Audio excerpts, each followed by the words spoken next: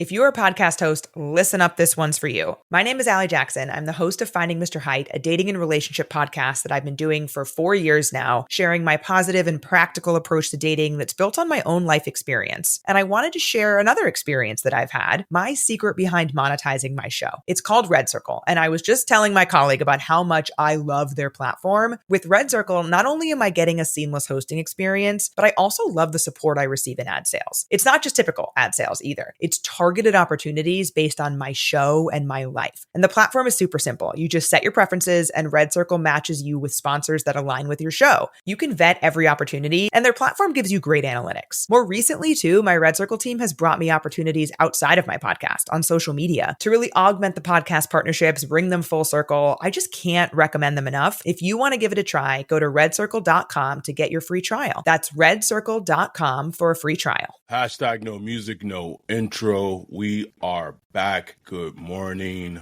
Adam here with Ryan, aka Wolf. Another episode of Saints Block Party Podcast coming at you on an early Saturday morning. We're recording this to recap the Saints concluding Minicamp. They got their Minicamp work in 2 days in, and then day 3 of Minicamp was canceled. So we'll get into the nitty and gritty of everything Saints related, getting to the nitty gritty of it, just Minicamp in general, especially recapping day 2. We kind of had some boots on the ground. Our dude Mark was there for practice, really gave his impressions and observations to our community and in the Discord, which was really cool. But Bill, I'd be like super remiss if we didn't like start with just the figures of everything happening in this country and outside of this country.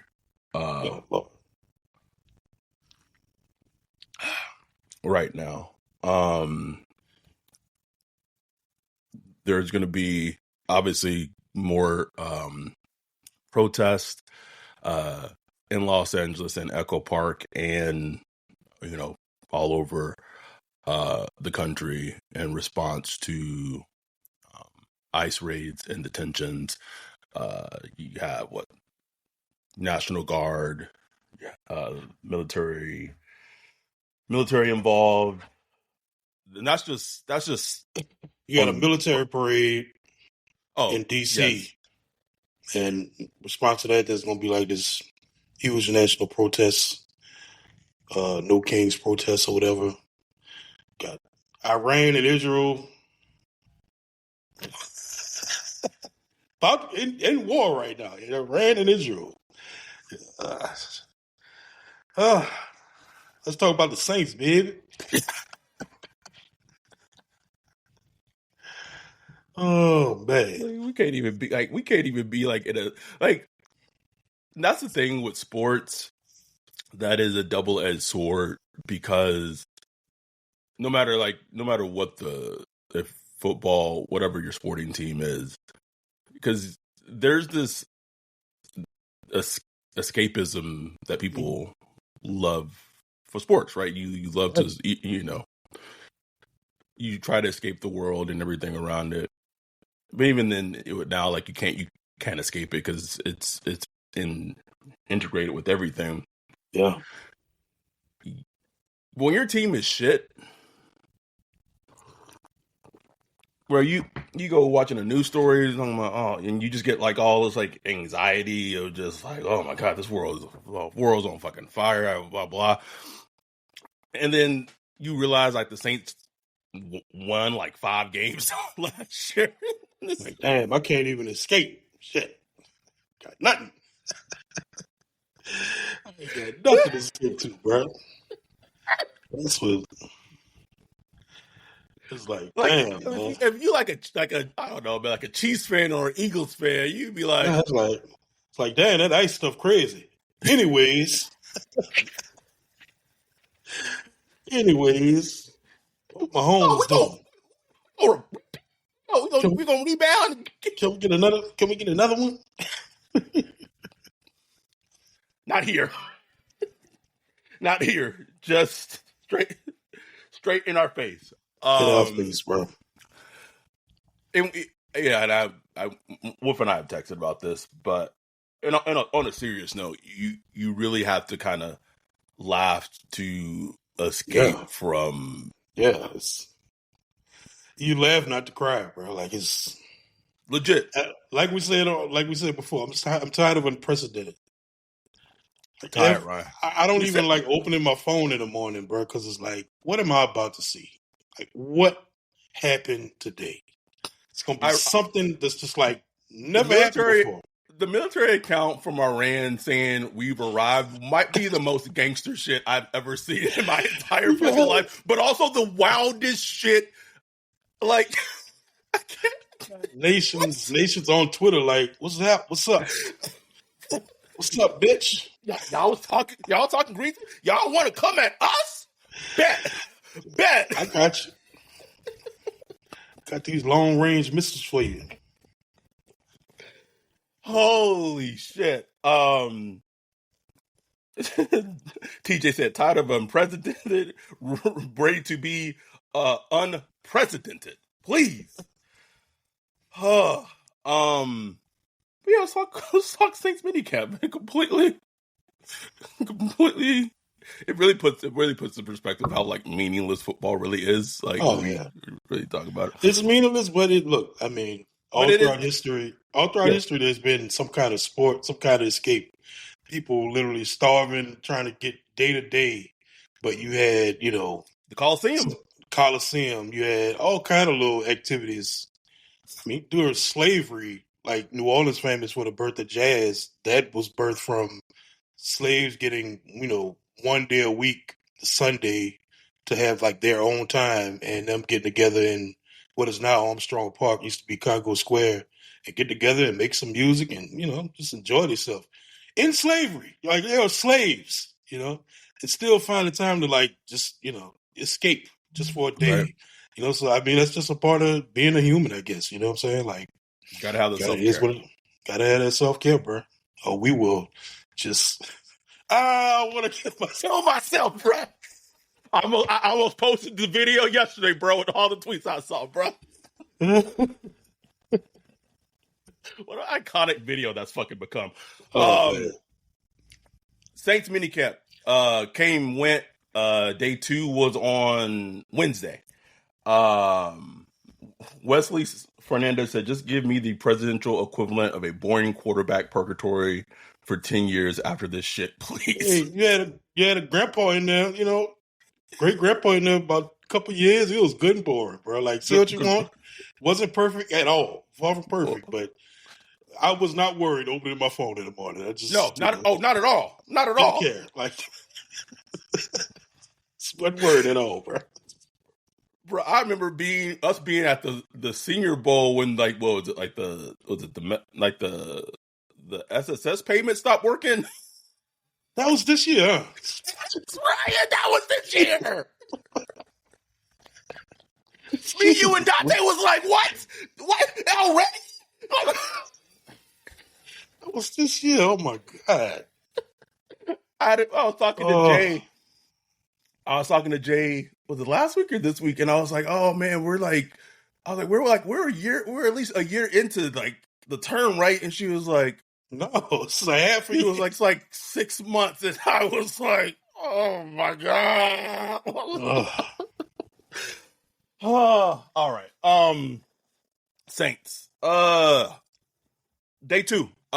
One thing I want to start with, I want to give the quarterback thing a break, let it fucking breathe a little bit. Please. Day 1 in OTAs, we had talked about the concern of the cornerbacks and lack of that being at the forefront. And here you have very next day Kool-Aid McKinstry, who honestly, for all intents and purposes, like he's gonna have to be CB1. Like unless they bring in Jair Alexander, unless they bring in Asante Samuel Jr., even then, like he's gonna have to be CB1. Sounds like on this past Wednesday, he just went out, had a really good day of practice in terms of just reps. Again, it's mini camp, so it's important to a degree. But I like seeing positive things on players. I like seeing that he had a great day of practice. And it sounded like also like Alante Taylor has had a good mini camp. I still get a little queasy in terms of him, like in terms of his consistency, but seeing those like little building blocks of Kool-Aid McKinstry and him taking those like next steps. And this is the first offseason since he's been in the NFL that he's been fully healthy. He came into the league as a rookie. He wasn't healthy. He had that foot injury in Alabama. So he, like, for this defense to be borderline average, like not even good, just to be average, Kool-Aid needs to be a big, huge part of that. And seeing him have a good mini camp practice was encouraging. Absolutely.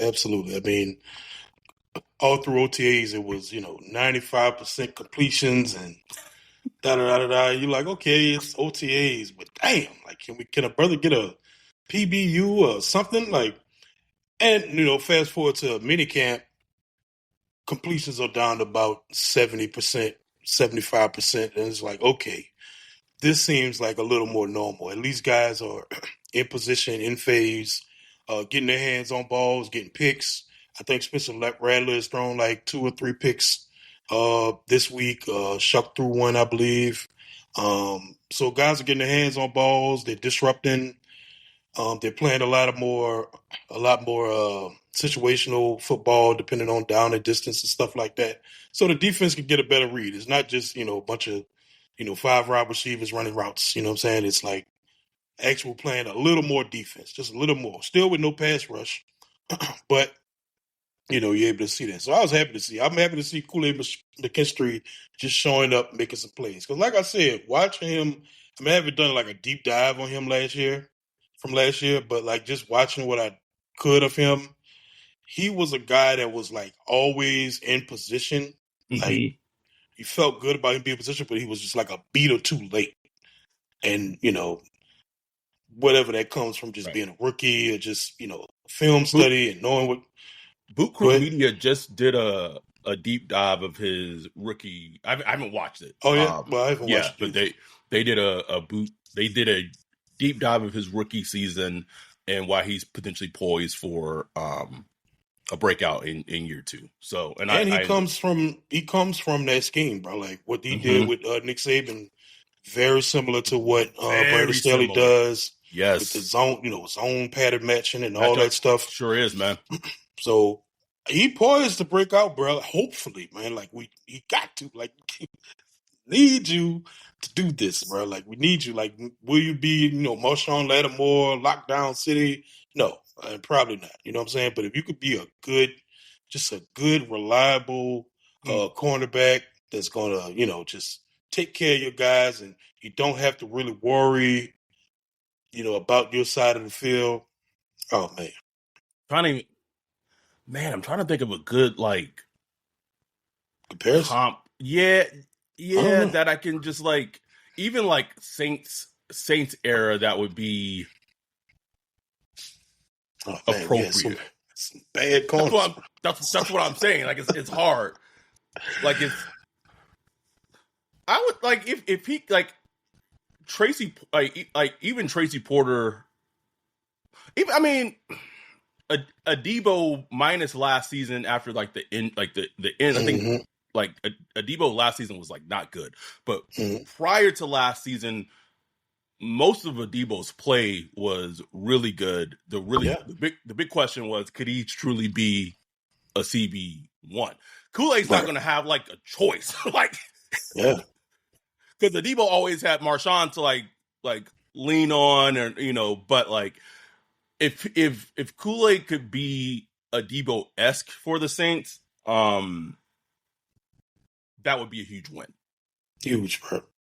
Huge. And then there's everything kind of start falling into place, because then, Alante, hopefully he plays the slot. But still, the other cornerback spot is still in question. You know what I'm saying? It's wide open, bro. It's like, is it Almighty? Like, I don't know. That's why I still think Asante Samuel, like, I still think they got that number, that phone number on the top of the list. Like, just checking in on you. It's a that neck neck feel. surgery, right? How did Yeah. neck feel? Right? Well, he already got the neck surgery, and then the Right. report was saying that he was going to, Asante, and I'm assuming his agent, was going to be more active in terms of selecting his team come July, which we're almost to July. Because Right. I'm sure he wants to be on the team for training Yeah. camp. Right. And I mean, luckily Quincy Riley, he's starting to get involved more. He was in on Yes. 97s, so he's getting involved. He's looking to be healthy, so should be full 100% go come training camp. If he's already in 97 on some team activities and stuff like that, should be full go. Again, rookie, what, third, fourth round pick, something like that. Mark You thinks the corner. So he just going off what he saw the one practice. He think it might be Rico Payton's season. Rico. I like Rico. I like Rico last year, man. We'll see, bro. Like, again, like I said last week, I really feel Dennis Allen was a downward pressure on development. Yes. It would have been nice to see like a little more Rico Payton last year. You know what I'm saying? Especially after, losing all those games. But I think he has a chance now. It's like it's completely open, bro. And it's really going to be on Brandon Staley, too, just the way teams play defense now, man. It's such a, like, intelligence, understanding offenses and stuff like that, man. Like, the guys got to be smart back there, bro. Can't have And no I like dummies. that Alante. I do like that Alante is taking, like, a leadership role. It's like, damn, Alante taking a leadership role, but sometimes that could kind of spark you. Like, I remember years ago, when I was working on the Army base, they kind of put me in this like a shift leader role. And I personally, I was like, man, I'm not ready for that. You know what I'm saying? Right. But they kind of pushed me to do it, and that kind of forced me to kind of take ownership of not only my work, but just being on my P's and Q's and take care of business, sure, taking more of an initiative on things. And it just kind of pushed you to do it because it's like, okay, I'm in a leadership role now. So maybe Alante, can have that spark where he just could be a little more professional. And I'm not saying he wasn't, but like there were reports like 2 years ago about the film study habits and all that stuff. So maybe that will help him, going forward. So we'll see. Did you get to shop at the PX when you was on the Army base? No, I never did, but I had to, since I wasn't in the Army, I didn't have like an Army that's right. card or nothing. But I had people, you know what I'm saying? So I wanted hook me up, bro. You know what I'm saying? All right, so I'm gonna read. So these are Mark's minicamp thoughts when he went on the 11th again. So this would have been Wednesday. So Mark was at practice. So these are just his opinions. So I don't want to conflate. So this is what he saw from the minicamp practice that were open to the fans on this would have been day 2 of minicamp practice. So he's at pros. Chris Olave and Rashid Shaheed look fantastic. Brandon Cooks looks like a solid third option. AK is still there. Miller looks sharp. And then parentheses, please work out. Alante and Kool-Aid will be okay, which we just talked about. Rico Payton season. I appreciate Kellen's involvement with his guys, which I think is really big and important. Our kicker and puncher will be ballers. And then cons. Running back depth could be a big issue. Neal is slow, and then Clyde Edwards-Helaire ? And then they did sign Cam Akers after minicamp, the tryout that he had after minicamp. And then Shuck definitely needs work. His processing will most likely be a big issue at this level. A ton of variance to his play. Safeties look not great. A lot of corner routes getting free over the top, even with Matthew in the mix. The reports are true. Spencer is certainly the most consistent quarterback. He drops back and gets his throws off in rhythm pretty easily. This quarterback battle will be determined fairly quickly in the preseason when the lights come on. They need a big body receiver like yesterday. Stellar observations and reporting from our dude Mark, man. Shout out to Mark. For sure. Anything you want to comment on from our dude's Mark? reporting. Obviously, the running back thing is interesting because AK, he finally showed up for mandatory mini camp. Looks like AK, what I'm saying, but he's getting into that late 29, 30 range, bro, where those guys fall off a cliff. Yep. And he was already starting to show a little signs where that kind of that breakaway speed is gone and stuff like that. Still, still can get you big chunks. Still, like, can maneuver through traffic and bounce off tackles like you normally can. Still kind of underutilized in the passing game. Hugely.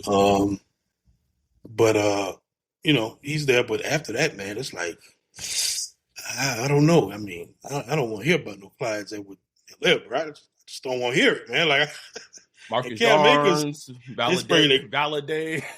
validate. So say again. But man, I didn't even remember. I didn't even know he was a running back. I thought he was a wide receiver because there was that clip. So did I. That clip we were laughing about last week with him going deep, catching that ball. And I've seen a couple of reports saying, like, man, he's been kind of that mini camp guy that's just kind of like, who's this guy? You know what I'm saying? And come to find out he's a running back moving like that. It's, okay, we'll see. You know what I'm saying? Like, just something to just put a little asterisk by to check back later, see how he's doing come training camp. They did sign Cam Akers. I mean, he had 2 Achilles, both legs. Like, it's like I don't know. I don't know. We'll see. But that running back 2-3 spot, and there's of course there's Kendry. Was just we've talked ad nauseum about Kendry. Ad nauseum. Talented, yes. Theoretically, he should be like the shoe-in for RB2, but it's Kendry. You know what I'm saying? So Brian Lane in the chat said Juwan Johnson should be that big bodied receiver. Say the thing about Juwan. Look, Juwan has the ability to do all that, yes. But I was going through the stats earlier this week. He's never had one game. Been with the Saints since what, 2020? Yes. Hadn't had one game over 60 yards. What? Until the final 2 games of last season. He had like 63 yards and 60-something yards. No 100-yard games, like no 80-yard games. Took until the final 2 games of last season to finally hit 60 yards in the game. Never caught over 6 catches again. Not until the final 2 games of this past season. Juwan time. Juwan time, baby. So it's like, theoretically, just like Kendrick, yes. Like, theoretically, he should be a productive. He has the talent to be a productive, but he has yet. Like Bijan brought it up perfectly in the Discord. Like, has there ever been like a Juwan game? Like, man, Juwan just unstoppable in this game. Never. Like, it just never happens. He's had some like good moments and like, for sure, oh, nice catch, stuff like that. But there's never been a game where it's like, man, they just can't stop Juwan, bro. We've had plenty of games where the tight ends have done that to us. Plenty. Tyler Higbee and just all kind of guys. Like, damn, like, can we put somebody on? But Juwan has yet to have that game, bro. Here's what I think people make the mistake of doing is that they assume that with Kellen coming in, like all the warts. And this is not me saying that like Dennis Allen, like yes, Dennis Allen was a terrible coach, but they assume that all the warts that the players had previously are like magically going to get like ironed out and steamed away just because like Kellen or it doesn't. Because I see this with that teams of I've seen this with fans of other teams also do this with like incumbent players when like a new coach comes in.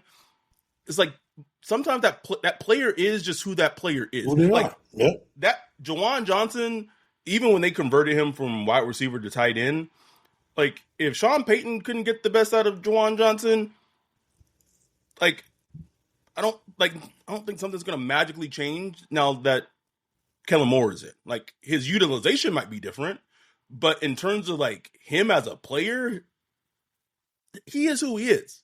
So it's very dangerous to just bank on that like player, like because Juwan's going on what, year 5? Yeah, the 5th year.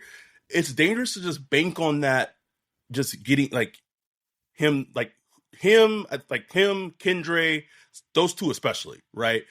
Yeah. And even I don't want to I know Alante's had a pretty decent minicamp, but even him to a degree, sometimes players show you who they are, right? Yeah. And so a better coaching staff can come in, a better head coach can come in theory, change the culture. But just banking and just assuming that a player just going to take a jump just because a better coach is in. Now, I think that is could be more indicative on a player like Brian Bresee instead of a player like Jawan Johnson, because at least with Brian Bresee, I think the difference is you've seen the true flashes where he has beaten a guard with his insane quickness and gotten a tackle for loss or gotten a sack. With the Jawan, it's more of just it's the drops, it's different things. Consistency. Yeah, there you go. Just not consistent. That's the difference between solid players, good players, and great players. You know what I'm saying? Like, great players are consistent. You're able to depend on them week to week, snap to snap, and play to play. And Dwayne Johnson, Kendre Miller, Alante Taylor, all these guys have struggled with consistency. The hope is Kellen Moore, good coaching, can solve that, but it might solve maybe one or two of them, but not all of them. You know what I'm saying? If you're lucky, maybe one of them will come through and become a consistent player. Bro, I'll tell you one thing that annoyed the shit out of me, bro. Following 32 beat writers on Twitter is such a clutch, like you said, such a clutch follow around this. But they posted this little, it felt like a puff piece, but it did feel legitimate of the Chargers drafted a tight end in this past draft class, and he's showing out. I'm just every team just invested in a tight end this past. Everybody got a tight end or running back, except us. Got Devin Neal. Who I like Devin Neal, but he's not a juicy running back. I just put it like that. And look, just the way I sounded, like Mark said in his report, look a little slow, bro. Just look a little slow. And it's maybe when the pads come on, it comes out. I don't know. We'll see. All right. I belabored it enough. Let's get into the quarterback competition talk, because it's just I just have a request for as it's being covered. I just hope that it's covered consistently and fairly across the board without any external factors. That's all I'm going to say regarding just the quarterback competition. Right. I want to know, this is for any beat writer that's watching. What's your opinion? Not this, they drafted him, what is your opinion? If the Saints have to start a game next week, who you rolling with? You know what I'm saying? Who you rolling with? Who would you feel most confident out of the two? I ain't worrying about Jake Hayne and all that. Out of Chuck and Rattler, who you feel most confident about going into week one? If week one was next week, you know what I'm saying? Because we can't see the future. We don't know how training camp is going to. Nope. Training camp is going to be the decider, though. All this 707 stuff, great, fun, a lot of learning, teaching, da-da-da-da-da. When the pass rush and guys are in your throwing lanes and pushing guards and that is the ultimate decider on who's going to be what and how you perform under pressure and with noise all around you. That's what I'm excited to see.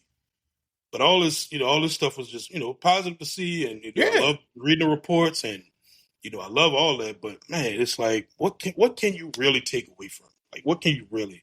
The most thing I could take away from it, I've read consistently, going from OTAs all the way through minicamp, is that Rattler has a better command of the offense. He's seeing things quicker and clearly. He's getting the ball out quicker and more decisively. That, to me, speaks volumes. And it's not like there's negative reports about Shuck. Everything I see about Shuck has been positive, but he's he's a beater too late. You know what I'm saying? He's a beater too late. He's a little more indecisive. Now, I also have read that he's seen the improvement Yes. from when he first came in to now, where he's No. he's just getting better and better, which is what you want to see. So it's going to be fascinating, bro. I don't know. What? It's a small thing on my radar, and I've talked about it in our Discord. And it by July, before training camp, it may be a non-factor, but there are so many second round picks who are not signed because of it was Jaden Higgins that got a fully guaranteed contract, and who was the other second round pick? I'm blanking on right now. I don't remember. Yeah. But I know for sure, like I think him and his agent got signed by the Texans. And his contract for a second round pick for all 4 years is fully guaranteed. Fully guaranteed. And so now, if you're a second round pick, now every second round pick wants their contract fully guaranteed, as they should. Everybody drafted ahead of him. Everybody drafted after him. Everybody is in the waiting pattern. Like everybody. Who's going to blink first? Giovanni asked if Tyler signed. No, that's the point I'm making. So what's going to be interesting to me is if his contract situation, how soon it gets resolved, because once it gets to training camp, if a player's unsigned, they can't report to training camp as a rookie. And this becomes a game of chicken in terms of if Mickey relents, okay, well, this because we know that Mickey wants him to be week 1 starter. We know that. We reported that literally during the Derek Carr retirement emergency podcast episode back in May. We know that he wants him to start. And this is what I was told, that unless he looks terrible, that he's expected to be the week 1 starter, which kind of gives you the impression that really no matter how Spencer Rattler does, unless it's not close, then Shuck may be the name to starter. I'd be interested to see if Rattler looks better throughout training camp, not by a lot, but let's say by, I don't know, 15-20%, if that's enough to Kellen to be like, you know what, for the first couple of games I want to go with Spence. Yeah, that part is the most fascinating aspect to me about the whole thing. Very. But if Mickey is so intent on Shuck starting, does he just give him the guaranteed 4 years early so he's there at training camp? Or if it's something that he's going to kind of put his foot in the sand and Shuck is and his agent's no, I want what Jaden Higgins got, which is fair for him to ask. Does it become this little standoff where he may miss, I don't know, a couple of days in training camp? Maybe I don't know. And again, it may not get to that at all. They just may relent and give him the full guaranteed contract. It's just a little thing that's on my radar regarding the Shuck situation. No, man, it's been on mine too since all this has been going on. And, from Shuck's perspective, he wants to start, I'm sure. He wants to. Yeah. So he has to balance what's more important to him. Damn, do I fight over this extra couple million guaranteed? Or, man, I need to get to camp.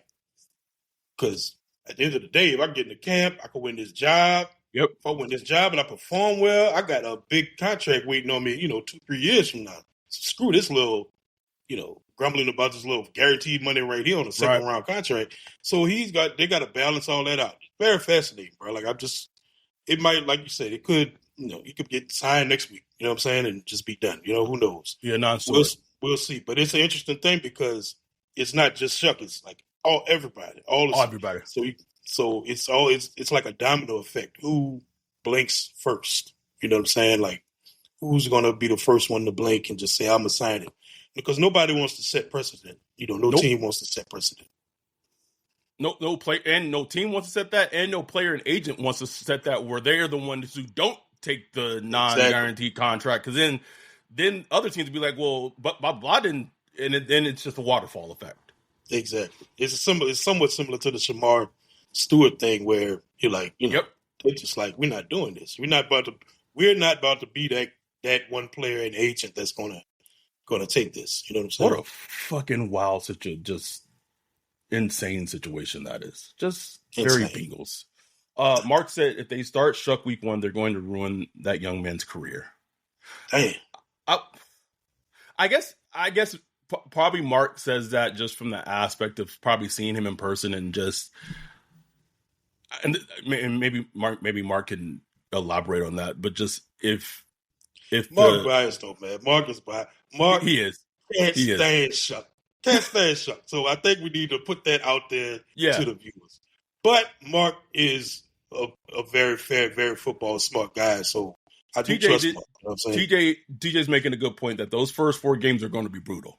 That's brutal, true, bro. I mean, that's just a fact. Like Arizona, San Fran, Seattle, and then Buffalo. Yes, I don't care if Shuck look good, like look great through preseason. That's gonna be rough for any rookie, bro. Any rookie, that is gonna be rough. And then you got a new head coach, play calling head coach, new defense. Woo! Like I don't know, you know. So it's gonna be rough for Spencer. If Spencer get in there, it's gonna be rough for him. Morgan Freeman, good luck. Good luck, bro. You know what I'm saying? QE said the smart decision would be to start Rattler, but the business decision will outpower that, and they would go with Shuck to justify the decision. Rattler has the experience of facing NFL defenses. That feels about right. That feels about right of how it will play out. Giovanni said we could possibly start 0-4. Yeah. Yeah. This is very much a possibility. They might surprise us if week 1, beat the Cardinals, bro. Hey, I got them winning against the Cardinals. You do. You sure do, bro. Now after that, figure it out. After that, that's all I got. Patriots game for the meetup.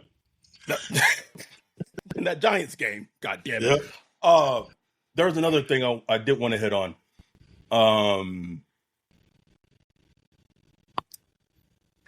Just gone. It's gone. Vander was at the minicamp too, and I put his thoughts in minicamp in our Discord.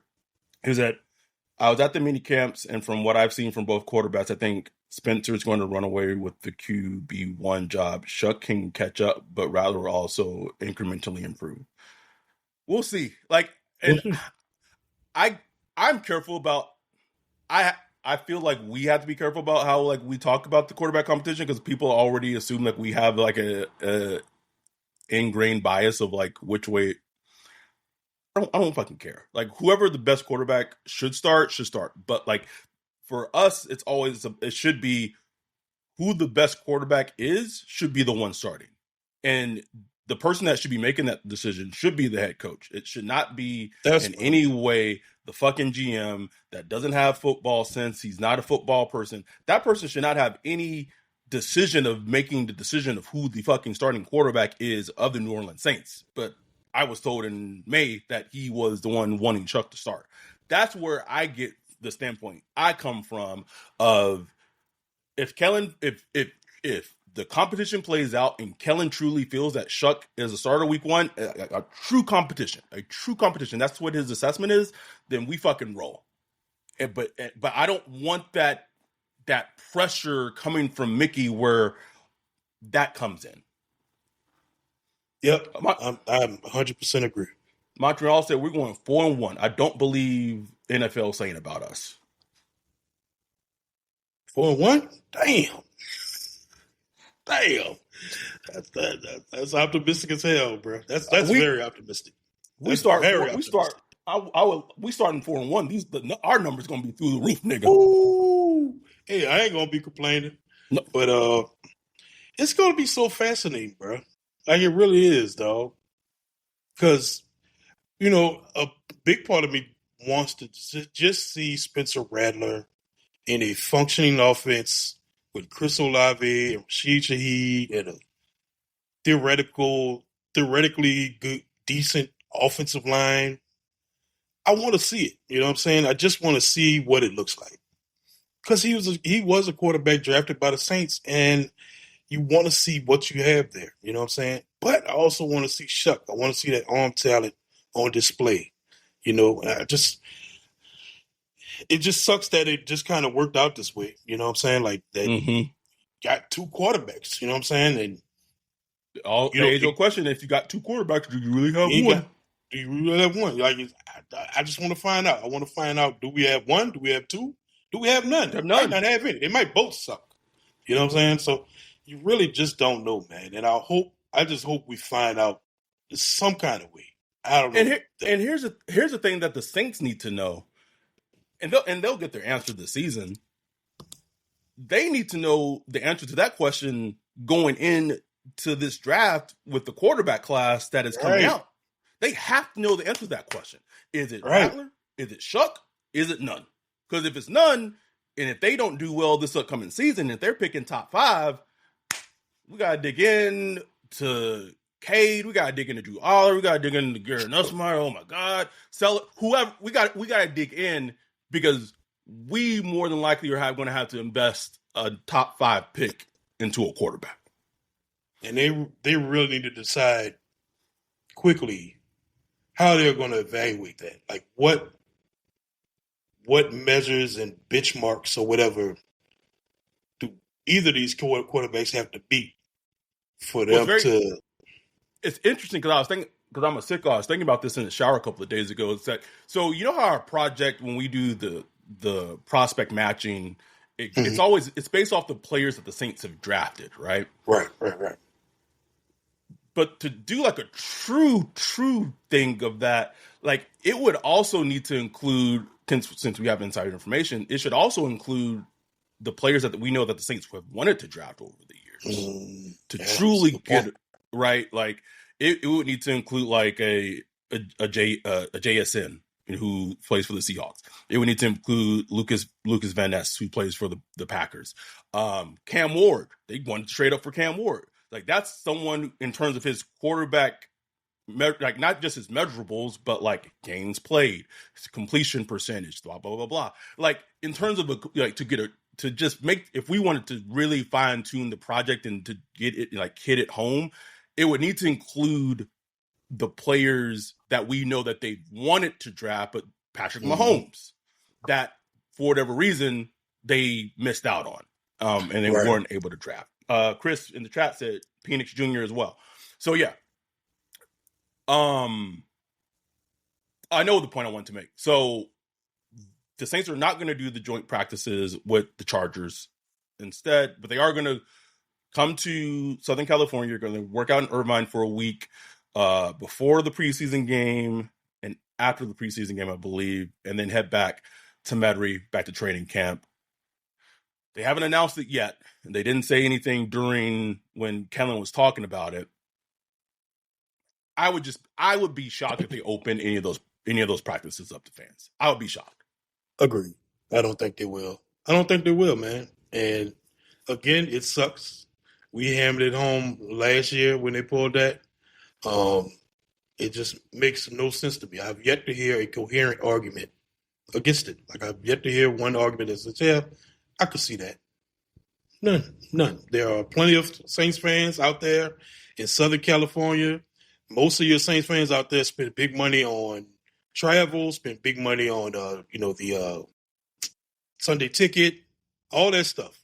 Diehards. Like you could allow, a couple hundred people in there to, watch the Saints if they're willing to come and go see. You know what I'm saying? So we'll see. I'm going to wait till announcement, but once that announcement is made, I'm going to be back. We're going to be back on that ass, call them out on it, ad nauseum for nothing, because I know they don't care, but it's still stupid to me. But I don't mind them going out there and practicing. New Orleans heat is around that time it's just unbearable around that time. You can't get any good work done. So it's good that they're going to mix it up. Start the first week in Metairie, in the heat, go out to Cali, be able to function some, get the preseason game in. I do wish they had that joint practices. I really was looking forward to that joint practice against the Chargers. I didn't hear any reason why it didn't happen, like whether that was like a Chargers choice or Saints choice or whatever. But, it is what it is, man. It's going to be interesting. Thoughts on maybe I shouldn't pot them. I'm like losing all my like they're coming to me and then they're just leave. Oh, thoughts on the day 3 of minicamp practice getting canceled for team building. They team with the 504 thanks to the gambler hitting a 3-point shot. That was my favorite part of the story. I know someone said, "I bet you don't hit it." I know somebody, bro. That was my favorite part of the story. Like, of all people, it would be him. Like, yeah, I'd do it. I'd do it. Green Goblin mask was in there.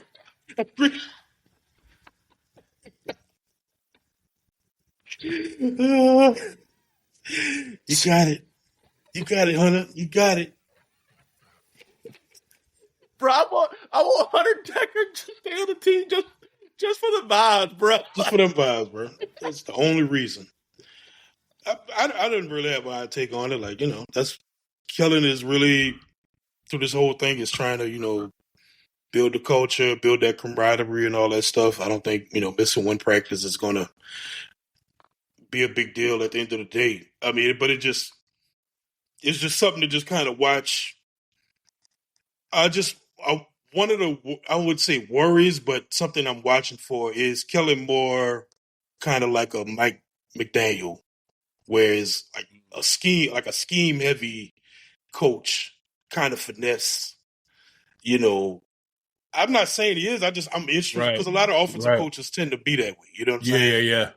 So I just want to see if, how he approaches that. And, we all talked about the DA thing and how he was lax during, training camp and all that stuff. I'm interested to see how he handles training camp. Like what's his training camp style? How physical do they get? How long do they go hard? Padded practices and all that stuff. We'll see.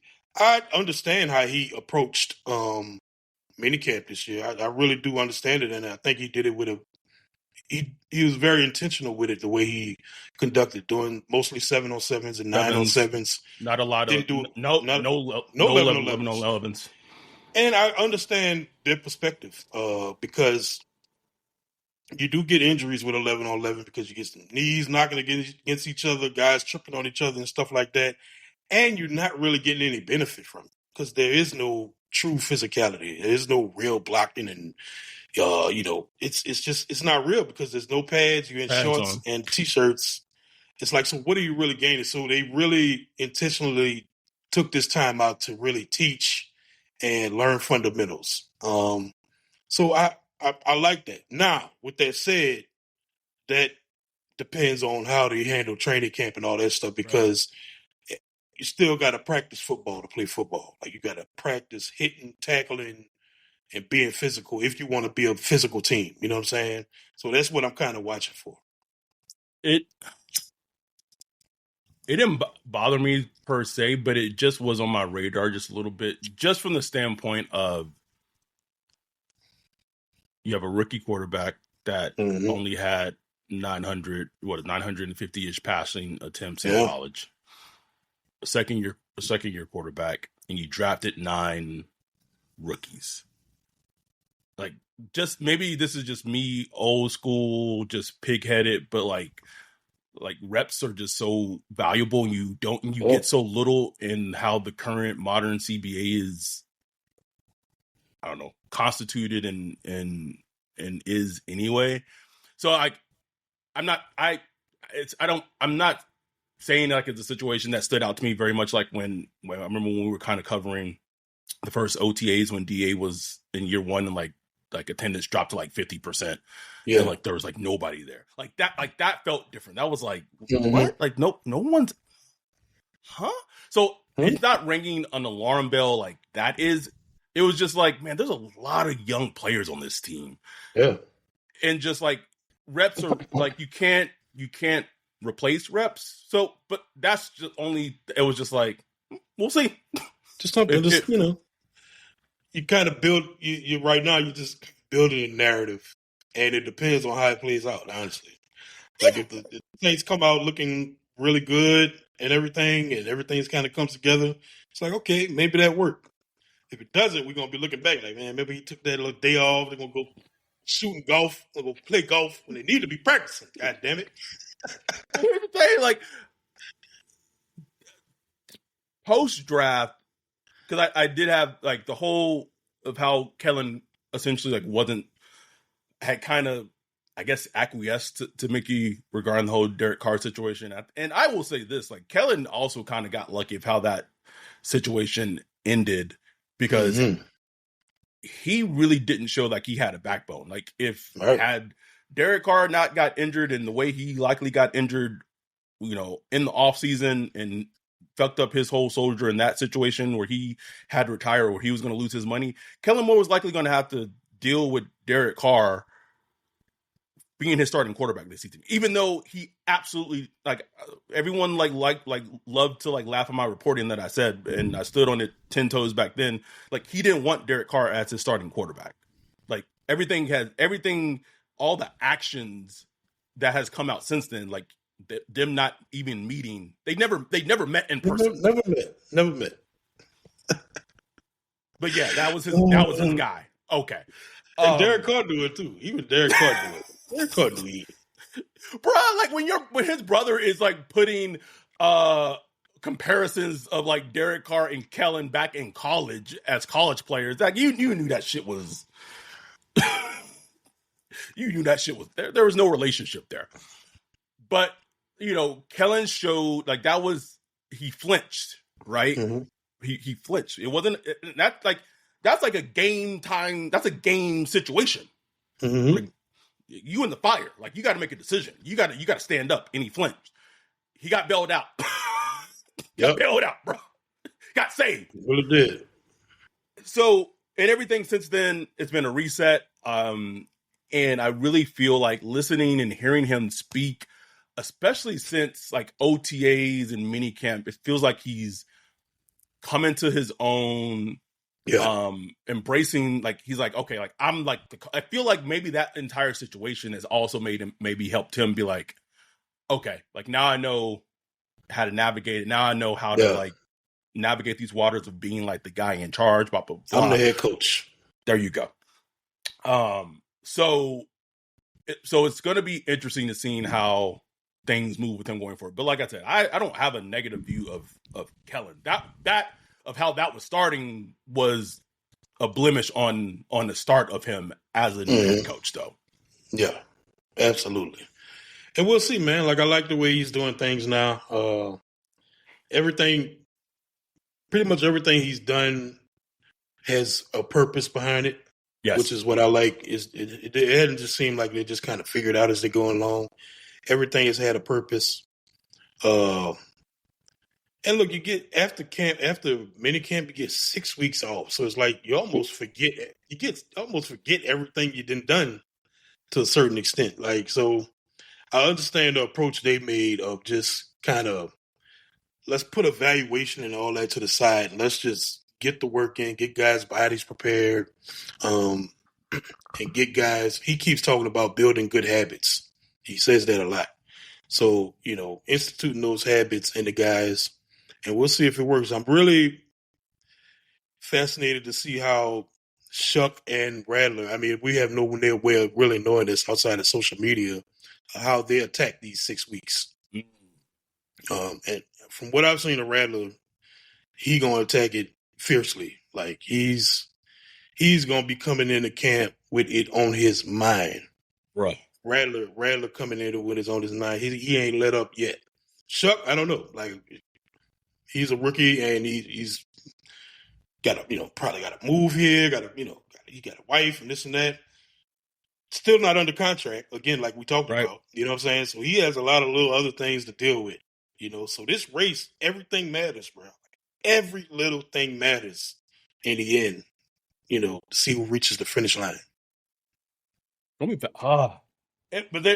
hit on a good point. Like, there's no football for 6 weeks, which means, like, again, like in the content world, like, shit just like comes to a halt. I know you and Bree gonna go off to have a nice little vacay in Miami. Yeah. But we will still be putting out content. Always. Like, trust. So we're going to be talking about the Saints. We might not be talking about the Saints on some episodes, bro. Who knows? Who knows what's going to happen in between? I mean, shit. Oh boy. Might have to do a podcast about World War or something like that. Emergency podcast. Just saw an Iran fucking jet fly over my apartment. Like, Lord, bro. Like Jay goes, yo, first you tell that motherfucker to land. We're on the same side. You're gonna be rolling with Jay. We're okay. I'm with her.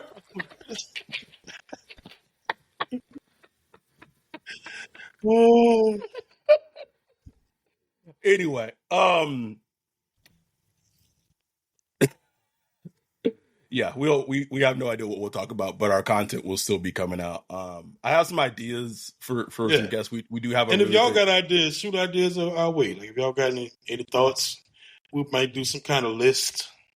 Yeah, people love this episodes for some fucking reason. And I said this again terribly late in this podcast, but please like and subscribe. Also, YouTube tells the statistics and the analytics tells us how many people have the notifications on. 11% of our people who are subscribed don't have notifications on when we notification, a little bell. Boom. That way, when we go live, boom, it pumps right up on your phone. Start watching. There you go. But we will be back. Could you leave? We'll put something out before. We'll have some. We'll figure it out. But we will have some content up. We're gonna load something in the chamber. Yeah, we'll have some content up, locked and loaded for everything. And then I just hope that nothing. And here's the big thing. I just hope nothing happens. This is as an NFL team. This has to be the scariest. Oh man, time as an NFL team. But between now and training camp, because dudes hitting South Beach, they gonna play some basketball. They going ATV riding. They drinking. We already started with Diggs, and that was during OTAs. During OTAs, dudes they going drink. They're like, man, I ain't got to go to work for 6 weeks, man. Let's go act a fool. The Saints. My saying with the Saints, bro. It's always something, always some kind of nuance, always some shenanigans. So I'm just hoping that it nothing to do with the law, please, nothing to do with injury. No suspensions, none of that. Hopefully, none of that. One thing I do hope gets figured out between now, and I would imagine it has to be, it's some type of resolution regarding the Taysom Hill situation. Right? Unless they just rolling with it, with the 10 million and just say we're just gonna take. I mean, they have the with everything that with the Ram check and the car, feels like they have hurting for cap money. Yeah, nope. They're not. So maybe they'll just say, hey, here your 10 million. Because then if Taysom, if this is his true final year, they don't have to spread that over or whatever. Actually just off the cap. Off the cap. Yep.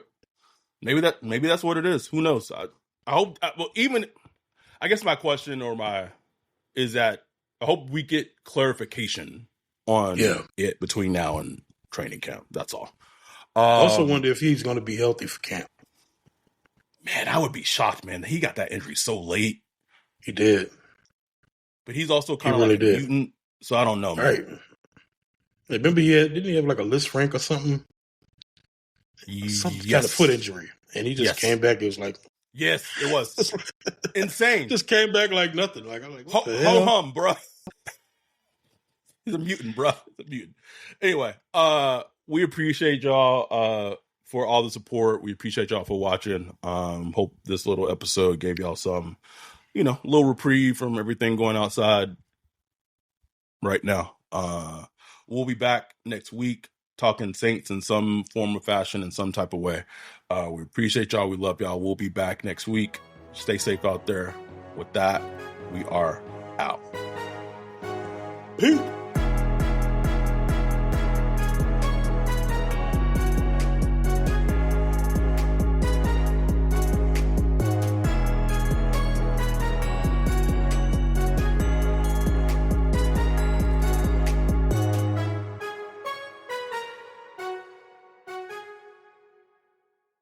If you're a podcast host, listen up. This one's for you. My name is Allie Jackson. I'm the host of Finding Mr. Height, a dating and relationship podcast that I've been doing for 4 years now, sharing my positive and practical approach to dating that's built on my own life experience. And I wanted to share another experience that I've had, my secret behind monetizing my show. It's called Red Circle. And I was just telling my colleague about how much I love their platform. With Red Circle, not only am I getting a seamless hosting experience, but I also love the support I receive in ad sales. It's not just typical ad sales either. It's targeted opportunities based on my show and my life. And the platform is super simple. You just set your preferences and Red Circle matches you with sponsors that align with your show. You can vet every opportunity and their platform gives you great analytics. More recently too, my Red Circle team has brought me opportunities outside of my podcast on social media to really augment the podcast partnerships, bring them full circle. I just can't recommend them enough. If you want to give it a try, go to redcircle.com to get your free trial. That's redcircle.com for a free trial.